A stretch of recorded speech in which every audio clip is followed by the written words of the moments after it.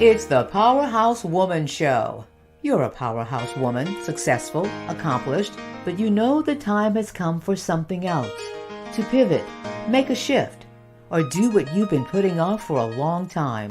I'm Monica Pierre, a media entrepreneur, Emmy Award-winning journalist and coach, and I'm on a mission to help you figure out your path forward and create powerful new stories about your life and legacy. There's more ahead. Time to do the greatest work of your life. And welcome. We really do mean that there's great work ahead. So even though you've accomplished a lot, even though you're known for a lot, there's even more if you decide to go in that direction. Thank you for joining us. We're live every week on the Powerhouse Woman Show, 11 a.m. Central Time. And we're so glad that you've joined us. Well, how do you put your vision, your idea, your goal, your passion, that thing that just keeps you up at night? How do you put that into the world? How do you produce it? How do you go from concept, idea to manifestation? And how do you tap into creativity along the way? We are so excited that we are joined by an incredible person.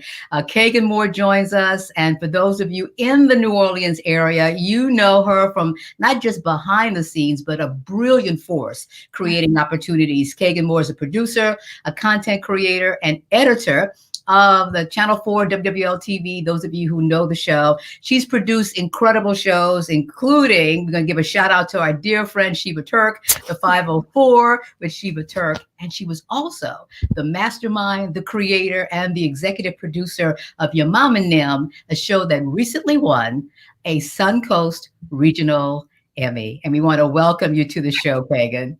Thank you so much for having me. I'm really, really excited that you asked me to do this today. Oh, absolutely. You are indeed a powerhouse woman. And I started thinking, I said, Caegan has created so many shows. She's been a driving force behind so many shows, whether it's television news or some other programming. Tell us, first of all, we will see in the credits producer, but we often don't know what that is or what that means. Tell us about the role of a producer. Sure. So the role of the producer kind of takes on a lot of different skill sets, a lot of different responsibilities.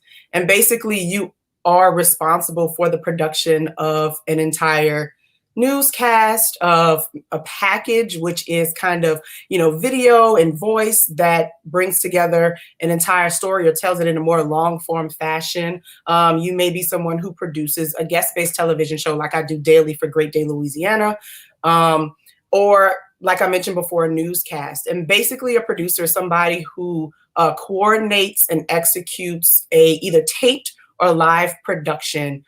So in that role, when it was a newscast, I wrote the stories for the newscast. I made sure that all the graphics were there, the video was there, the packages were there. I got with, maybe somebody who was in sports, if we had sports on that particular show, weather, just making sure that the show was kind of cohesive, working with anchors and reporters on some of their stories and the things that they contributed in order to make kind of a cohesive, well-rounded representation of the news for that day. At Great Day, Louisiana, it's a little bit different. So we produce segments based around guests. So those segments have folks coming in talking about their personalities, their services, their products. And so what we do is we produce segments that are about 6.5 minutes long that kind of spotlight those people and the things that they do throughout the community. So that show is taped and it's not live, but basically you're responsible for every aspect of the television show. And in some cases, that also means helping it get to air. So you're kind of a ringleader, if you will. What you have said strikes me, especially when you say that you're responsible for the show. And as a powerhouse woman, as a dreamer, those who are watching, you're creating things, you have this idea, you are responsible for the manifestation or the production or the being birth. You're responsible for that. So I think this ties in so well with so many powerhouse women who have these ideas, or they're going to pivot, or going to go in a different direction. And your thoughts on how does one produce a vision? And you can tap into what you do on a regular basis, because I think it just has so much meaning for those of us who are also working on this next part of our story, this next part of our journey. Right. So producing a vision, oh, when we put it like that, it feels so large. But the job Mhm. of a producer, part of it is to kind of break down kind of these larger projects and these larger things into these manageable, achievable goals and tasks. And so I think for me, producing my vision has always been about being confident, first of all, in the ideas and the things that I bring to the table. It's so important that you are excited about the things that you're trying to do, excited about the things that you're trying to bring to an audience, and are confident in your abilities to bring those things to life.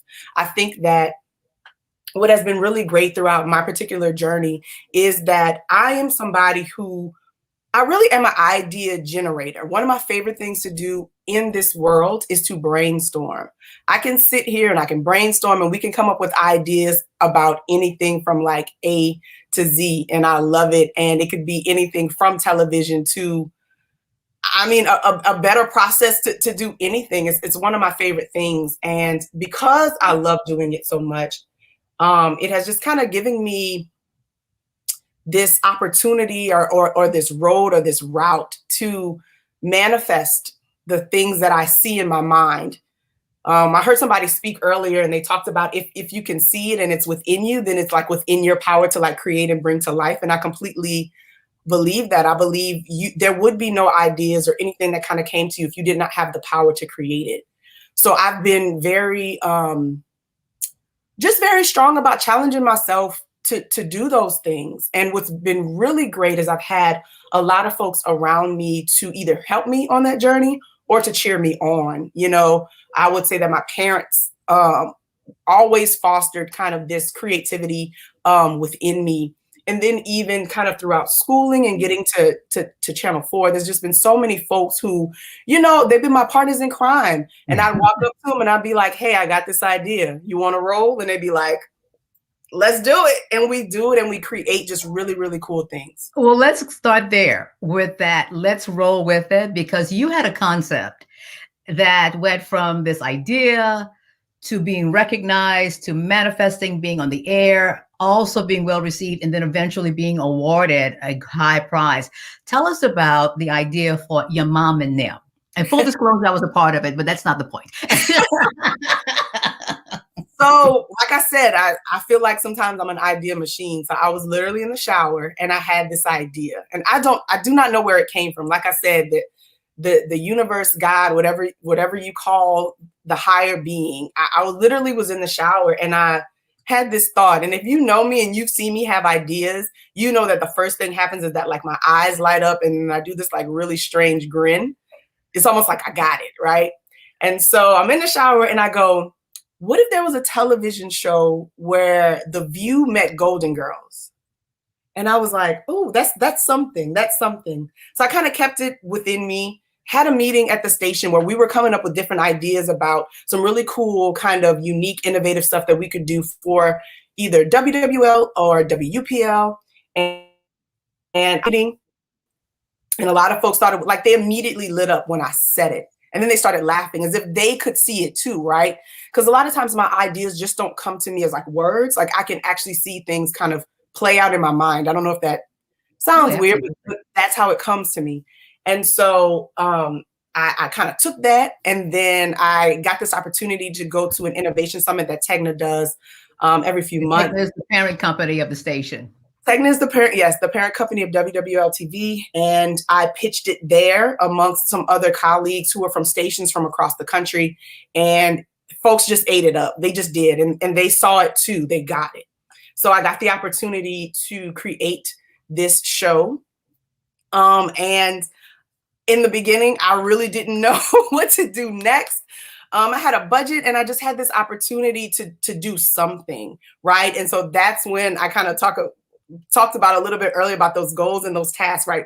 Taking this larger project and then like breaking it down and knowing that I needed kind of folks to say yes, right? And so one of the ways that they did was that they trusted kind of this idea and this vision.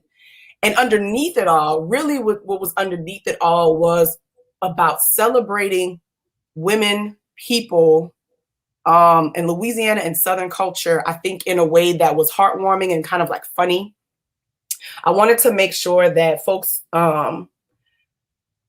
just were able to kind of see themselves and their community and their families in this particular show. And it was about women. It was about women and women celebrating themselves no matter the age. And so you see women like yourself, you said yes to me, which blew my mind. Monica Pierre is a legend.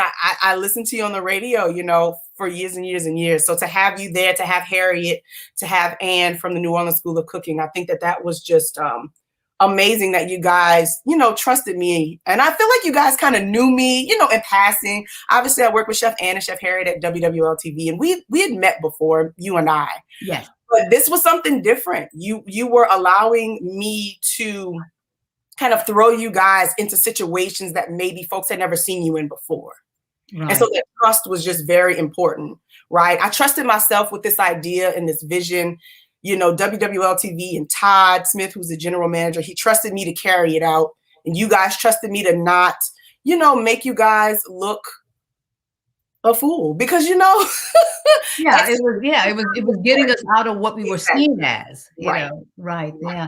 And again, the show aired, you had the guts to go ahead and say, I'm going to put this show up for an award, and you ended up winning a regional Emmy. Kudos to you for that. And before we move on to the Powerhouse wrap up, I'm going to talk about this idea of gaining confidence through creativity, because the truth is, Caegan, there are times when we have these ideas and we're excited and our eyes light up and people say yes to us, but it doesn't happen the way you think it was going to happen, or as soon as you thought it was going to happen, whether it's a new business, a new venture. And then sometimes that confidence can start to erode. Have you experienced that? And how do you get yourself back into that space of being confident about what you're producing? I could probably write a book about gaining confidence through creativity and the erosion of said confidence and fighting to gain it back. You know, what I will say about my creative career is that I've always, just looking back on it, at the time I didn't feel like it, but I think that I've been a fighter, and just understanding and recognizing the value in the things that like I kind of bring to the table.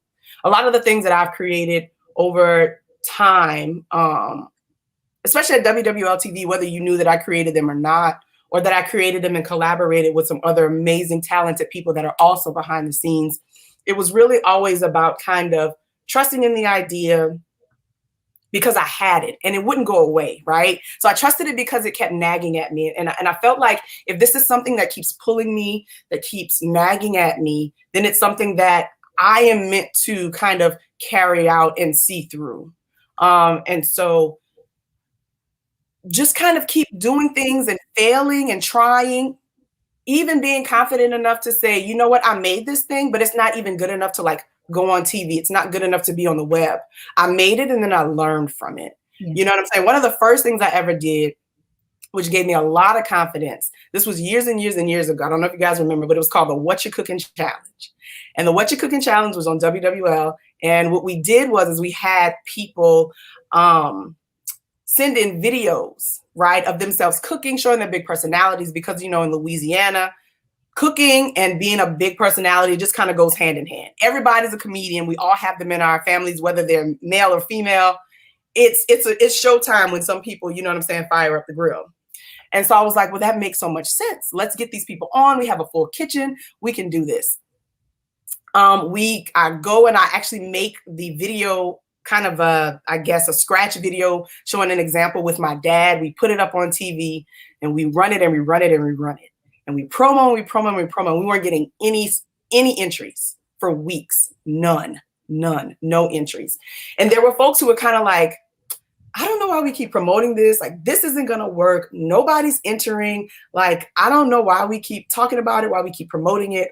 Like, how are we going to do this? I had some really great executive producer. I want to shout out Val Amadi, who kind of pushed me to keep going. A legend in her own right. Exactly. And so what ended up happening was the system that we used to take in people's videos was clogged. So I had to get on the phone. And so by the time I'd done that, I had 20 entries. Right. So weeks and weeks and weeks of thinking that nobody entered, nobody was interested, this wasn't going to work. I ended up having way more entries than people that could actually win, which I think it ended up being 4. So once that happened, and then the sales team sold it, it was sponsored. It was a whole situation. We had online voting, so it turned into this kind of like complete package of TV, web, sales. That was the first thing that kind of showed me. I was like, okay, I got something here. And it was, again, one of those things where it was about celebrating Louisiana. It was about celebrating our culture and our traditions. And that's just something that I'm very passionate about. So it seemed that it was just a dud, but it wasn't. There was just a problem that needed to be figured out and addressed, and it just took off. And I was so determined. I was the only person working on it. And I really had people telling me, like, this is not going to work. This isn't going to make it. I don't know why we keep doing it. And I was just like, no, I was determined. I would stay at work for hours and hours and hours. And it was just, it was the first time where I literally had to, kind of have that fighting spirit and believe in this idea, because I knew it was that good. There was nothing else happening around me to show me that it was that good, but there was just something inside that was like, keep going, you got this. And it worked. It really did. Right, that fighting spirit. We've come to the point in the show where it's time for our Powerhouse wrap up, and we could talk all day. This is so exciting. So complete this sentence. A powerhouse woman is? I've been thinking about this all day. And I think that my answer is going to be, a powerhouse woman is a conjurer. I think a powerhouse woman is someone who can take all of these different elements and create something new and wonderful or magical and have it work in her favor. I think she's a conjurer. That's an unusual and powerful answer. I like that. The best advice you've ever received, and who gave it to you, and how have you used it in your life? I think that one of the best advice is, I don't know if I'm using it in the right tense, that I ever received has to be from my father. My father was he passed away recently, but he was a very no-nonsense man. And he was very insightful, and he was someone who could read people and read situations. He was very good at telling you who and how people were or how things would go. He could almost kind of predict like a lot of things, very kind of eerily and coolly. But one of the things that he would say all the time was, be you and the world will adjust. Be you and the world will adjust. Yes. As opposed to the other way around. Exactly. It's all about kind of staying true to you and being honest. And then, the world will figure out a way to kind of bend to your will, handle that, work with you, work, around you, work for you. But it's all about being you. Right. And sometimes not even matter as much as we think so. Exactly. And finally, Caegan, your advice for powerhouse women watching today? My advice would be and I spoke to your class a few months ago, probably a little bit more than a year ago. This is before. Yeah, before COVID. Yeah, the pandemic. And one of the things I told the class, and it's something that I do really believe, and actually something that I'm still striving and working for, and it's so important to edit, right? So what does it look like to sit back? And maybe even this is a message for the Lenten season, which is about reflection and things like that. But it's so important to like edit, know and understand the things that work for you, remove the things that do not, add the things that support, and add to it. But it's important to take a step back, to sit back, to look around, and to edit. So that is powerful. That is a powerful framework as well. Thank you so much for being with us. It's been a joy, and I'm a big fan. I call you super producer with all the respect and love I can give.